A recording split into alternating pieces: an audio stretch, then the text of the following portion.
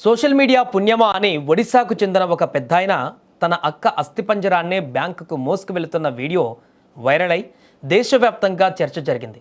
ఒడిశాలోని కియోంఝర్ జిల్లాలో ఒక గిరిజన వ్యక్తి తన సోదరి ఖాతా నుంచి డబ్బు విత్డ్రా చేసుకోవడానికి ఆమె మరణించినట్లుగా రుజువుగా ఆమె అస్థిపంజరాన్ని బ్యాంకుకు తీసుకువెళ్లిన సంగతి తెలిసిందే.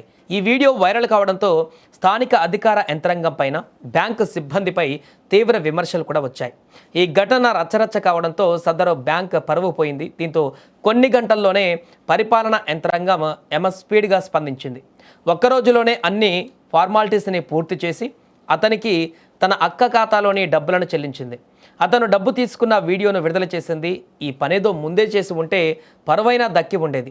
అధికార యంత్రాంగం అలసత్వం, బ్యాంకు సిబ్బంది నిర్లక్ష్యం పైన పెద్ద ఎత్తున విమర్శలు వచ్చాక స్పందించడంతో మన దేశంలో ఏ పని త్వరితగతిన జరగదనేటువంటి విషయం మరోసారి రుజువు చేసినట్లయింది.